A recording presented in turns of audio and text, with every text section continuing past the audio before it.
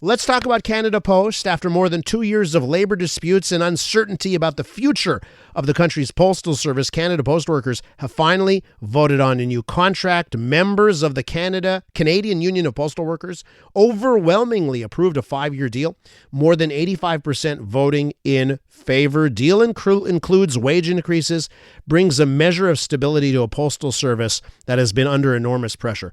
Let's get Lorraine Muller's take. She's a letter carrier for Canada Post. Lorraine, welcome back on the program.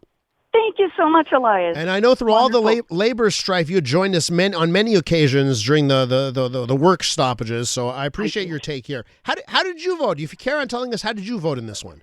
Oh, I'm more than happy to tell you that I voted no. Because in my humble opinion, it didn't matter which way we voted. They sort of have been given carte blanche by the government to do whatever they want. So whether or not we had a contract, they would have spun it in their favor, like they would have. Of course, they announced losses right at the moment we're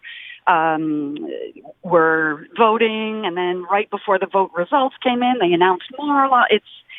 It's a terrible game, and I'm seeing the big picture. I'm not into the details. For me, it's all theater. It's all a distraction, and I agree that we were able to save sort of a few things, like temporarily anyway, for this contract.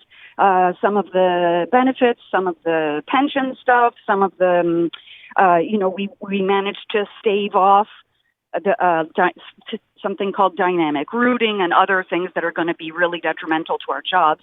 Lorraine, why do you think 85% of your colleagues voted in favor? I mean, you're standing out there on a limb there with your 15% of people that didn't I certainly am, and I know that I'm not going to win any friends over by having that no vote, and that's fine. I'm not here to make friends. I'm just here to share my opinion. And because we've been subjected to, and this is going to sound like crazy, but we've been subjected to psychological warfare for the last 4 years. And so because of that, people are burned out. People are, they're tired. They don't have the stomach for the fight. And I get it.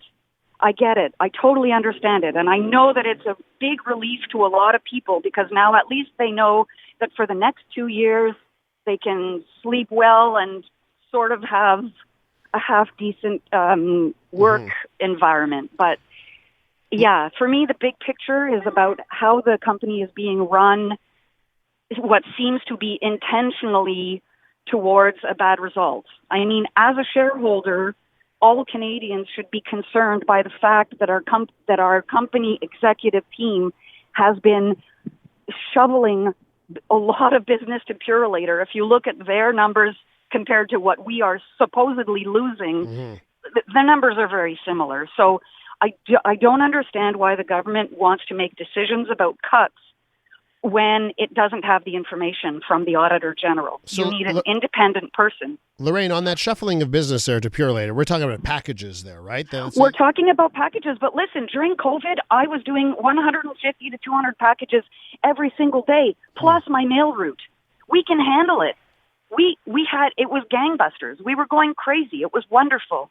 And the business was doing great. But guess what? Even with our $7.4 billion in revenue, record-breaking revenue, the company still decided to declare a $490 million loss that year. I mean, it just doesn't make sense. The numbers don't add up. Yeah, and they clearly don't add up. And obviously, when you hear about all of these losses, it certainly makes a lot of people say, okay, we got to stop the bleeding somehow. Yes, but the bleeding isn't happening by operational losses. They're being declared they're being put in a very interesting spin. Because if you think about it, they massively invested in capital expenditures, massively. But somehow the same amount they invest turn out to be the same losses they're declaring. It's like, I'm not an accountant, but the Auditor General is. And she's the only person I trust. I don't trust the company to tell me the truth. What about the political leaders? What about the government on that front? Do you think they've dropped the ball here? Because Oh my goodness. What's the role of a public services minister? What is their role? Their role, they came up with a plan with guidelines in 2018. Canada Post went against every single guideline. Where was the government? I don't know. They were asleep at the wheel. Every single public services minister, I'm calling them all out, including the new one that just declares we should just close everything and blah, blah, blah. Every single public minister has failed Canadian citizens. These are our assets that they're going to sell off when they convince you that we're going bankrupt. And it's totally lies. It's the private equity model. It's like, just trust me, I'm in it. I'm not trying to be like, oh. And Lorraine, they're going to be cutting a lot. Like, we're losing door-to-door service. Everyone who's got door-to-door service is going to lose that, right? Are you saying we don't, like, what about those types of cuts? Do you think that does have to happen either way, or do you think there's a lot of stuff that could have been saved here?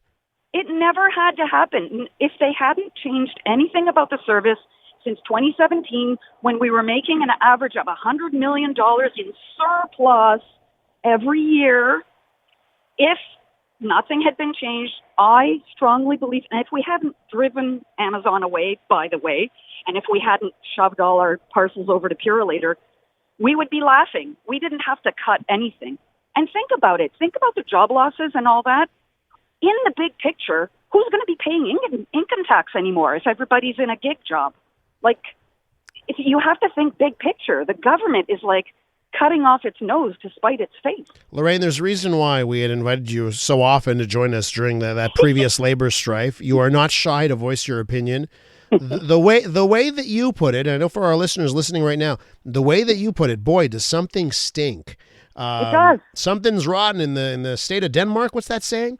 Yes. In the state of Canada Post. In the Post. Yeah. Isn't a corporation legally entitled to protect the better value for their shareholders, which is every single Canadian? And doesn't the government have the obligation to protect the well-being and the assets of the Canadian people instead of doing the exact opposite? Lorraine, we are going to be pondering everything you've said over the last 7 minutes. Thanks so much. Thanks so much for coming on. It's really a pleasure. Thank you so much, Elias. Lorraine Muller right there. She's a letter carrier for Canada Post. Canadian women are looking for more out of themselves, their businesses, their elected leaders, and the world around them. And that's why we're thrilled to introduce the Honest Talk podcast. I'm Jennifer Stewart. And I'm Catherine Clark. And in this podcast, we interview Canada's most inspiring women. Entrepreneurs, artists, athletes, politicians, and newsmakers, all at different stages of their journey. So if you're looking to connect, then we hope you'll join us. Listen to the Honest Talk podcast on iHeartRadio or wherever you listen to your podcasts.